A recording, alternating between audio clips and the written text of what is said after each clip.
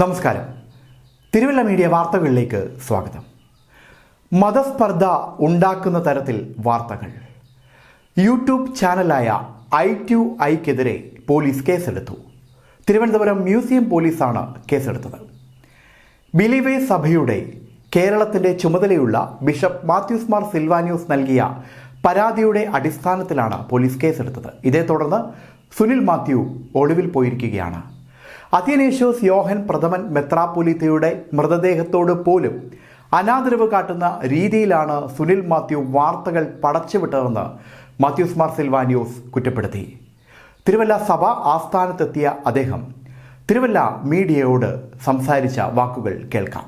ഞങ്ങളുടെ ആത്മീയ പിതാവും ആയ ഭാഗ്യസ്മരണനായ അഥനേഷ്യസ് യോഹാൻ പ്രഥമൻ മെത്രാപ്പൊലീത്തായുടെ വിയോഗം ബിലീവേഴ്സ് ഈസ്റ്റേൺ സഭയെ സംബന്ധിച്ചിടത്തോളം ഞങ്ങളുടെ വൈദികർക്കും വിശ്വാസ സമൂഹത്തിനും പിതാക്കന്മാർക്കും ഒരിക്കലും മറക്കാനാവാത്ത വലിയൊരു വിടവും ഒരു ശൂന്യതയുമാണ് വരുത്തിയത്. ഈ വേദനയും പ്രയാസങ്ങളും ഞങ്ങൾ സഹിച്ചുകൊണ്ടിരിക്കുന്ന സമയത്ത് അദ്ദേഹത്തിൻ്റെ മരണത്തിന് ശേഷം, അദ്ദേഹത്തിൻ്റെ വിയോഗത്തിന് ശേഷവും വളരെ മോശകരമായ രീതിയിൽ വേട്ടയാടുവാൻ ശ്രമിച്ച ഈ i2i ചാനലിൻ്റെ അവതാരകനും ഉടമയുമായ ഈ സുനിൽ മാത്യുവിനോട് എനിക്കുണ്ടായ വൈകാരികമായ ഒരു പ്രയാസം ഞാൻ ഈ സമയത്ത് തുറന്നു പറയട്ടെ. പ്രത്യേകിച്ച് ഒരു തൂക്കിക്കൊല്ലുവാൻ വിധിച്ചിരിക്കുന്ന ഒരു വ്യക്തിയോട് പോലും ആ ഡെഡ് ബോഡിയോട് കാണിക്കുന്ന ഒരു ആദരവ്, അത് സമൂഹത്തിൻ്റെ ഒരു നന്മയാണ്, അത് രാജ്യത്തിൻ്റെ നിയമമാണ്. അതുപോലും കാണിക്കുവാൻ അവൻ സാധിച്ചില്ല എന്നുള്ളതാണ് എനിക്കുണ്ടായ ഏറ്റവും വലിയ വേദന.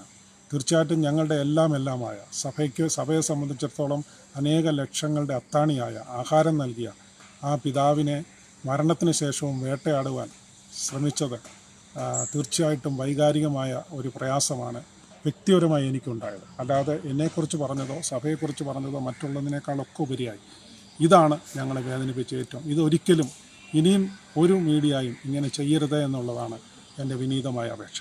ഇതിന് ശേഷം ഞങ്ങളുടെ പല ഇടവകളിൽ നിന്ന് അച്ഛന്മാർ എനിക്ക് ഫോൺ ചെയ്തു. അതായത് അവിടുത്തെ വിശ്വാസികൾ അവരെ തടഞ്ഞു വെച്ച് അവരെ ചോദിക്കുന്നു, ഈ മെത്രാപ്പൊലീത്തായെ നിങ്ങൾ അപായപ്പെടുത്തിയതാണോ, അതിന് ഉത്തരം പറയണമെന്ന് അച്ഛന്മാരോട് ആവശ്യപ്പെട്ടു.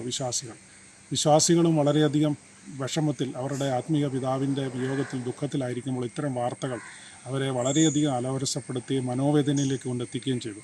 ഇത് പല ഇടവകളിലും സംഘർഷങ്ങൾക്ക് സാഹചര്യം ഉണ്ടാക്കുകയും ഞാൻ അപ്രകാരം ഇവൻ തിരുവല്ല പോലീസ് സ്റ്റേഷനിലും ഇവിടുത്തെ ഇടവക വികാരിയായിരിക്കുന്ന ഫാദർ വിജു സോളമൻ കേസ് നൽകുകയും അവരുടെ ഇടവകയിൽ ഇതുപോലെ അവിടുത്തെ വിശ്വാസികൾ തടഞ്ഞു വെച്ച് അദ്ദേഹത്തോട് ഇതിൻ്റെ ഉത്തരം ആവശ്യപ്പെടുകയും ചെയ്തു.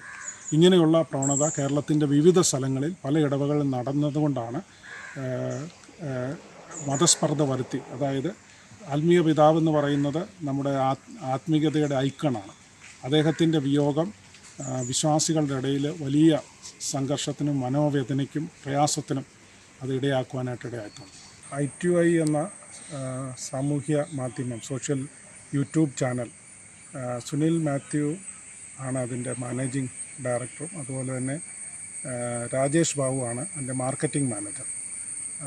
ആ ചാനലിനെതിരെ ഞാൻ ട്രിവാൻഡ്രം മ്യൂസിയം പോലീസ് സ്റ്റേഷനിൽ ഒരു പരാതി നൽകിയിട്ടുണ്ട്. അതിൻ്റെ കാരണം നിരന്തരമായി ഞങ്ങളുടെ ഭാഗ്യസ്മരണനായ മെത്രാപ്പൊലീത്ത തിരുമനസിനെ അപമാനിക്കുകയും മരണത്തിന് ശേഷം അദ്ദേഹത്തെ വേട്ടയാടാൻ അദ്ദേഹം ശ്രമിച്ചു. അതുമാത്രമല്ല 6/5/2024 എൻ്റെ കവടിയാറിലുള്ള അരമനയിൽ കടന്നു വന്ന് മാർക്കറ്റിംഗ് മാനേജർ എന്ന് സ്വയം പരിചയപ്പെടുത്തി സുനിൽ മാത്യു പറഞ്ഞയച്ചതാണ് എന്ന് പറഞ്ഞ് നമ്മുടെ ആ ചാനലിന് ആവശ്യമായ പണം നൽകണമെന്ന് എന്നോട് നേരിട്ട് ആവശ്യപ്പെട്ടു. അത് പരസ്യം മുഖേന തന്നാൽ മതി എന്നാണ് എന്നോട് പറഞ്ഞത്. അതിന് വ്യക്തമായ തെളിവുകൾ എൻ്റെ ഭാഗത്തുണ്ട്. അതുപോലെ തന്നെ ആ അപ്പോയിൻമെൻ്റ് എടുത്തത് തന്നെ ദിവസങ്ങൾ എന്നെ വിളിച്ചിട്ടാണ്. അദ്ദേഹത്തിൻ്റെ ഫോൺ നമ്പർ എനിക്കറിയില്ലായിരുന്നു. പിന്നീട് ഞാൻ ആ ഫോൺ നമ്പർ രേഖപ്പെടുത്തുവാനായിട്ടിടയായിട്ടുണ്ട്. അതിനുശേഷം 15-ആം തീയതിയും 21-ആം തീയതി 15-ആം തീയതി തന്നെ പല പ്രാവശ്യം എന്നെ കണക്ട് ചെയ്യാനായിട്ട് ശ്രമിച്ചു. പക്ഷേ ഞാൻ കോൾ എടുത്തില്ല. വീണ്ടും ഞാൻ കോൾ എടുത്തപ്പോൾ അദ്ദേഹം പറഞ്ഞത് 3 വീഡിയോ ഞാൻ തയ്യാറാക്കി വെച്ചിരിക്കുകയാണ്. ഇപ്പോൾ നിങ്ങൾ പെട്ടെന്ന് ഈ പൈസ സെറ്റിൽ ചെയ്ത് ഡീൽ ചെയ്യുവാണെങ്കിൽ ഞങ്ങളിത് ചെയ്യാതിരിക്കാം. അത് സിജോ പന്തപ്പള്ളി അച്ഛനോട് നിങ്ങൾ പറയണമെന്ന് എന്നോട് പറഞ്ഞു. അന്ന് എൻ്റെ മാനസികാവസ്ഥ എന്ന് പറയുന്നത് മെത്രാപ്പൊലീത്ത കാലം ചെയ്ത ശേഷം അദ്ദേഹത്തിൻ്റെ അന്തിമ ചടങ്ങുകൾ ചെയ്യുന്ന ആ തിരക്കിലായതുകൊണ്ട് ഞാൻ വളരെ വൈകാരികമായി വളരെ വിഷമത്തിലായിരിക്കുന്ന സന്ദർഭത്തിൽ എന്നെ വേദനപ്പെടുത്തുവാനായിട്ട് ഇത്തരം സംഭാഷണങ്ങളിടയായി. ഞാൻ അന്നേരം ചിന്തിച്ചു, ഇതിന് ശേഷം ഈ ചടങ്ങുകളെല്ലാം കഴിഞ്ഞ ശേഷം ഞാൻ പോലീസിൽ പോയി പരാതി ചെയ്യാം എന്ന് തീരുമാനിച്ചുറക്കുകയും ചെയ്തു. അങ്ങനെ ഇവിടുത്തെ മീറ്റിങ്ങിന് ശേഷം ഈ അന്തിമ ചടങ്ങുകൾക്ക് ശേഷം ഞാൻ കടന്നു ചെന്ന് മ്യൂസിയം പോലീസ് സ്റ്റേഷനിൽ എൻ്റെ പരാതി നൽകുകയും ആ പരാതി അവരെ രേഖപ്പെടുത്തുകയും എന്നിൽ നിന്ന് മൊഴിയെടുക്കുകയും ചെയ്തു. അദ്ദേഹം ചെയ്തത് ഭീഷണിപ്പെടുത്തി എന്നിൽ നിന്ന് പണം തട്ടുവാനായിട്ട് ശ്രമിക്കുന്നു. ഈ സുനിൽ മാത്യു എന്ന ആളും എന്നെ 3 പ്രാവശ്യം ഫോണിൽ ബന്ധപ്പെട്ടു. അവസാനം ഞാൻ പറഞ്ഞു, ഞാൻ മീറ്റിങ്ങിലാണ്, എനിക്കിപ്പോൾ സമയമില്ല എന്ന് പറഞ്ഞിട്ടും നിരന്തരം മറ്റ് വ്യക്തികളെ എൻ്റെ അടുക്കിലേക്ക് അയച്ച് എന്നിൽ നിന്ന് സാമ്പത്തിക സഹായം വാങ്ങിക്കുവാനായിട്ട് അദ്ദേഹം ശ്രമിച്ചു. ഇതാണ് കേസിന് ആധാരമായിട്ടുള്ള വിഷയം.